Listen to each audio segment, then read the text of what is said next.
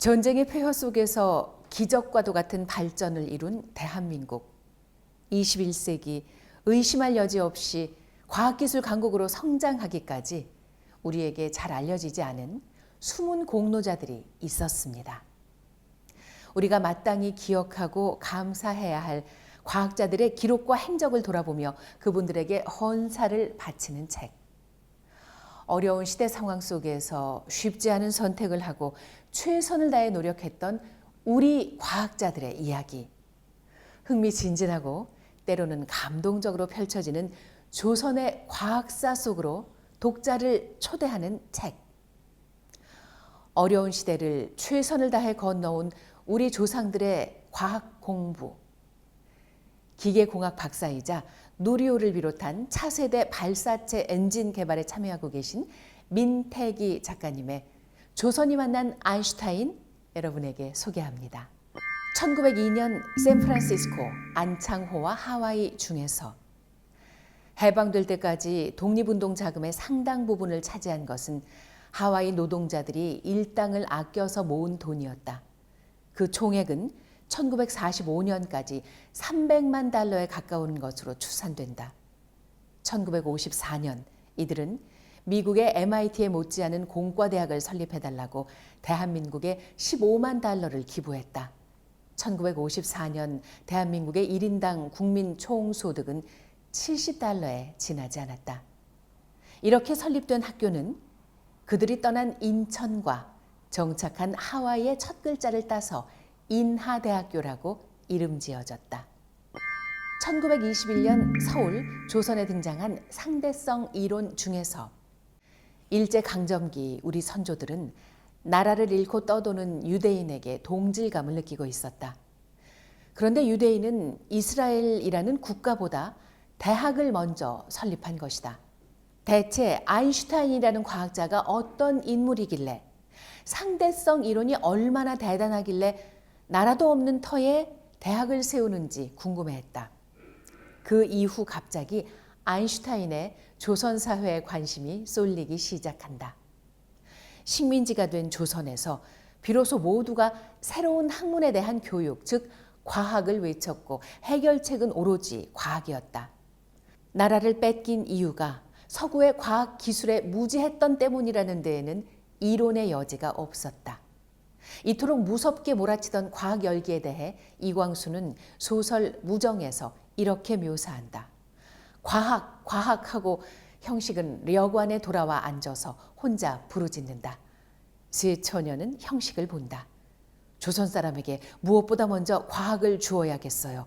지식을 주어야겠어요. 하고 주먹을 불끈 쥐며 자리에서 일어나 방 안으로 거닌다. 이 무렵 과학연구소를 만들자는 움직임이 등장한다. 시작은 1924년 김용관이 조선일보에 발명학회 설립을 제안하면서부터다. 대한제국이 이공계 교육을 위해 설립한 상공학교 1899년, 상공학교에 뿌리를 둔 경성공업전습소 1907년, 경성공업전승소가 1915년 경성공업전문학교로 승격되었다. 이 학교 졸업생들은 최초의 과학도라는 자부심이 강했다. 그래서 공우구락부를 만들고 1920년 10월 20일 공우라는 잡지를 창간해 과학 계몽에 앞장섰다. 이 창간호에 아인슈타인의 상대성 이론이 조선에 처음 소개된 것이다. 아인슈타인이 노벨상을 받기 전이다. 김용관은 1918년 경성공업전문학교를 1회로 졸업한 엔지니어였다. 1923년 조선 전역 상대성 이론 강연회 중에서 1923년 7월 15일 서울역에 도착한 조선 유학생 학우회 순회 강연단. 사진 왼쪽부터 최윤식, 김영식, 한위건이다. 뜨거운 한여름인데도 말쑥하게 차려입은 긴 소매 서양식 정장에 우산까지 들고 있는 모습이 인상적이다. 조선에 불어닥친 아인슈타인 붐은 이해 여름 학우회 순회 강연으로 이어진다. 도쿄 유학생으로 이루어진 이 모던 보이들은 여름방학에 조선 전역을 돌며 상대성 이론에 대한 대중 강연을 했고 각종 신문은 이들의 행적을 연일 보도하며 이슈화했다. 1912년 결성된 조선유학생학우회는 1919년에 28 독립선언을 이끌기도 했으며 1920년 여름방학부터 하기 순회 강연을 시작했다. 그들은 매우 조직적으로 움직였고 전국의 주요 도시를 다니며 한 이들의 강연은 반일 운동으로 인식되었다. 이에 따라 첫 해부터 당국의 집중적인 감시를 받아 서울 강연 도중 중단되고 만다. 전국적인 호응에 힘입어 1921년 하기 순회 강연은 성황리의 일정을 다 소화했지만 1922년 하기 순회 강연은 이루어지지 못했다. 1923년의 강연회는 2년 만에 이루어지는 행사라 많은 관심을 받았는데 이들은 상대성 이론을 주제로 선택했다. 이처럼 당시 아인슈타인은 일반인에게 알려질 정도로 지식인의 필수 교양이 되었고 1928년 8월 22일 중외일보는 상대성 이론을 가르키라라는 사설을 싣기도 한다. 이 흐름은 1930년대까지 이어졌다. 1932년 11월 동광에 기고한 한 익명의 기고자는 아인슈타인의 상대성 이론을 이해하고자 한다면 영국 과학자 에딩턴의 책 공간, 시간, 인력을 읽어보라고 추천한다. 제1차 세계대전에서 영국과 독일은 맞서 싸웠지만 평화론자로 병역 거부까지 했던 에딩턴은 적성국 독일의 아인슈타인 이론을 적극 받아들였다. 아인슈타인 역시 전쟁에 반대하는 입장이었다. 익명의 기고자는 이 책을 동광에 소개하며 이렇게 마무리한다. 왜 권하느냐고요? 조선 사람은 과학을 등한히 하니 그 폐를 교정하고자 하는 것과 무엇보다도 시대에 낙오되지 말아야지요. 1923년 도쿄, 베를린의 황진남과 이극노 중에서 1924년 2월 21일 신한민보에 실린 모금운동 광고 먹지 못해 죽어가는 60명 구제하시오. 독일 유학생들을 돕기 위한 미국 동포의 활동은 한동안 지속되었다. 그들은 미국에 정착했지만 세계 어디에 있든 조선인이라면 같은 형제라고 생각했다. 해외 유학 중인 학생들을 고통 생활을 견디고 참아가며 학문을 배워 조국 광복 사업에 직접 간접으로 공헌하려는 인재로 표현하며 지금 저 형제들이 절박한 사정을 면치 못하게 된 때에 우리는 도저히 수수방관할 수 없다며 모금을 호소한다.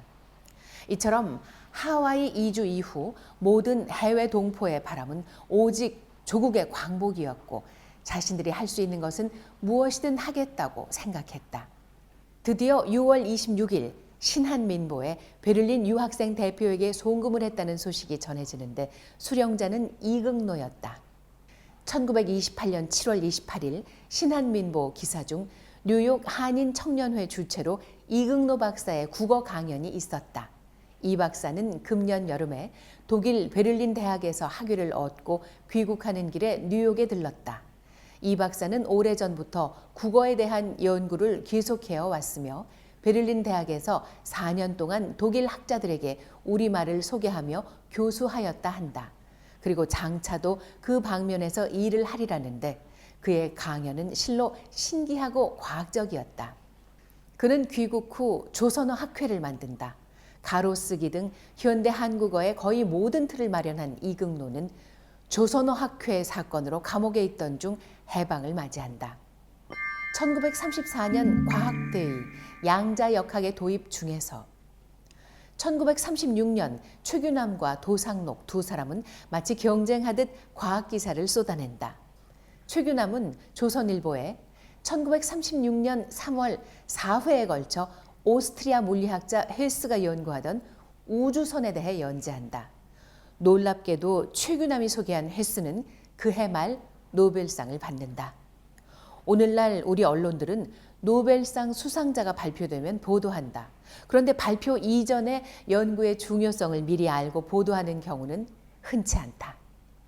노벨상 발표 이후에나 그 성과를 주목하고 취재하는 경우가 대부분이다. 그러나 100년 전 우리 과학자들은 이미 본물 터지듯 나오는 최신 과학 동향에서 어떤 연구가 세상을 바꿀 것인지 핵심을 파악하고 있었다. 1937년 교토, 우장춘, 이태규, 리승기 중에서 1937년으로 추정되는 시점에 교토에 모인 조선인 과학자들 사진, 왼쪽부터 우장춘, 이태규, 리승기다. 이들은 모두 일본에서 박사학위를 받았고 특히 식민지 출신 이태규와 리승기는 일본에서 대학 교수가 되었다. 비록 식민지 출신이었고 일본에서 교수 생활을 하던 두 사람이었지만 끝까지 일본식 이름으로 바꾸지 않았다. 세 사람이 교토에서 만날 무렵 교토 제국대학 물리학과 박사과정에 있던 또 다른 조선인 박철재가 있었다. 우리나라 최초의 이학 박사 이원철, 최초의 물리학 박사 최규남과 마찬가지로 그 역시 연희 전문 수물과 출신이었다. 박철재는 당시 초미의 관심사였던 고분자 문제를 풀고 있었고 생고무의 결정화로 1940년 박사학위를 받는다. 최규남에 이어 두 번째 물리학 박사가 된 그는 이태규, 리승기와 함께 교토대 3인방으로 불리게 된다. 1950년 부산 우장춘의 귀국 중에서 1950년 3월 8일 우장춘이 부산항에 도착하자 그를 기다리던 사람들이 일제히 환호했다. 일찍이 일본의 패망을 예상했던 우장춘은 종전 후 회사에 사표를 내고 칩거했다. 여러 스카우트 제의를 거절하고 무려 5년간 무직으로 지내다 한국행을 택한 것이다. 이 무렵 한국은 반민특위 논쟁이 한창이었고 이념 대결의 혼란기라 귀국한 제1교포들조차 다시 일본으로 돌아가고 있었다. 그런데 우장춘은 가족을 일본에 두고 귀국선을 탄다. 한국에서 귀국추진위원회는 일본에 남은 우장춘 가족의 생계를 위해 100만 엔을 보냈다. 일본 고위 공무처 5년치 연봉에 해당하는 거액이었다. 하지만 우 박사는 이 돈을 가족들에게 한 푼도 주지 않고 종자를 사고 서적과 실험기구를 구입하는 데 다 써버렸다. 당황한 주위 사람들의 걱정에 그는 우리 가족은 어떻게 해서든지 버텨나갈 것입니다. 라고 답했다. 그리고 환영 인파에 이렇게 말했다. 저는 지금까지는 어머니의 나라인 일본을 위해서 일본인에게 뒤떨어지지 않을 정도로 노력해왔습니다. 그러나 지금부터는 아버지의 나라인 한국을 위해서 최선을 다할 각오입니다. 저는 이 나라에 뼈를 묻을 것을 여러분께 약속합니다. 뼈를 묻겠다는 약속은 빈말이 아니었다. 우장춘 박사가 귀국한 지 석 달 뒤 한국전쟁이 일어났다. 박사의 연구소가 있던 부산으로 피난민들이 몰려들었고 권력과 재력이 있는 사람들은 앞다투어 부산에서 일본으로 피신했다. 난리가 벌어졌지만 그는 조금도 흔들리지 않았다. 마치 홀린 듯이 종자 개발에만 집중했다. 사랑하는 가족을 두고 한국에 왔을 때 전쟁이 벌어졌지만 후회하지 않았다. 그가 왜 이토록 한국의 식량 문제 해결에 몰두했는지는 알 수 없다. 어떠한 정치적 이념이나 수사보다 과학이 세상을 바꿀 수 있다는 것, 이것만이 자신의 존재를 증명하고 아버지와 자신의 이야기를 완성하는 길이라 믿었을 것이다. 에필로그 중에서 우리 선조들은 무기력하지 않았다. 국제적으로 폭넓은 행보를 보이며 당대의 흐름과 같이 했다. 과학도 예외는 아니었다. 당시 과학계의 가장 뜨거운 논쟁거리였던 상대성 이론을 소개한 선구자가 있었고 조선 전역을 돌며 순회 강연을 했던 젊은이도 있었다. 그들은 무슨 생각으로 상대성 이론을 알리는데 그토록 열정적이었을까? 과학이 세상을 바꿀 수 있다고 믿었기에 다시는 과학에 뒤처지지 않겠다고 다짐한 현실 극복의 역사가 여기에 있다. 그들은 누구보다 뜨거운 시대를 살았으며 그들이 소개한 과학으로 우리는 식민지에서 벗어나고 전쟁의 잿더미에서 불과 몇십 년 만에 선진국 대열에 올라서는 세계사에 유례없는 기적을 보여준 것이다. 이 책은 시대의 아픔과 비극을 과학으로 극복하려 했던 분들의 이야기다. 조선이 만난 아인슈타인, 이 책에는 100년 전 새로운 시대를 받아들이기 위해 사력을 다해 꿈틀거리고 그리고 새롭게 태어나려 애쓰던 조선의 과학 이야기가 담겨 있습니다. 일제강점기 엄혹했던 시대에 마치 비밀처럼 숨겨져 있던 우리의 놀라운 과학사, 그 한 장면 한 장면이 마치 영화처럼 흥미진진하게 펼쳐집니다. 그리고 그 장면마다 시대를 앞서갔던 과학자들의 치열하고 귀한 삶과 마주하게 됩니다. 1922년 독일 과학 아카데미에서 아인슈타인을 만난 임시정부의 인재 황진남, 2022년 노벨상을 수상한 EPR 역설을 실시간으로 소개했던 100년 전 과학자들, 1935년 논문 종의 합성으로 다윈의 이론을 뒤흔든 우장춘, 1937년 로켓과 달 탐사 전망, 드론을 알린 야구스타이자 물리학자였던 최규남, 광복 후와 한국 전쟁, 혼돈의 시대에도 과학자들의 연구는 흔들림 없이 이어졌습니다. 1947년 남대문 시장 쓰레기 더미에서 찾은 미국 학술지의 논문을 투고해서 세계에 알려진 수학자 이임학, 1955년 우리나라 첫 노벨상 후보 리 아이링 이론을 발표한 양자 화학자 이태규. 나라 잃은 조선의 백성이었고 혼돈의 시대를 온몸으로 맞닥뜨려야 했던 대한민국의 과학자들은 결코 절망에 머물러 있지 않았습니다. 새로운 시대의 역동성을 믿고 과학에서 우리의 미래를 꿈꾸었으며 힘차게 희망했습니다. 그리고 그 꿈의 여정에는 수많은 이름 모를 동포들의 응원과 후원이 함께했습니다. 독일 유학생들에게 장학금을 보내고 떠나온 조국에 대학을 설립해달라고 기금을 모아준 이들은 뜨거운 햇볕 아래 허리 펼새 한 번 없이 열심히 일하던 하와이 농장 조선인 노동자들이었습니다. 성리학을 근본으로 삼던 과학의 불모지에서 빠르게 새로운 이론을 흡수하고 어렵게 공부한 지식을 내 나라 사람들을 위해 이롭게 쓰겠다고 결심한 것, 이 얼마나 가슴 벅찬 이야기입니까? 어려운 시대를 극복하는 힘은 영웅 한 사람, 그런 사람들의 초능력이나 괴력은 아닙니다. 우리 한 사람 한 사람 각자 가진 재능과 마음이 모여 역사가 진보하고 좀 더 나은 미래를 우리가 꿈꿀 수 있게 되는 건 아닐까요? 민태기 작가님이 에필로그 맨 마지막에 적은 문장, 새로운 미래는 기억하고 기록할 때 비로소 만들어진다. 우리의 미래, 우리가 나아가야 할 길을 가늠하기 위해 반드시 기억해야 할 우리 과학의 이야기가 조선이 만난 아인슈타인에 담겨 있습니다.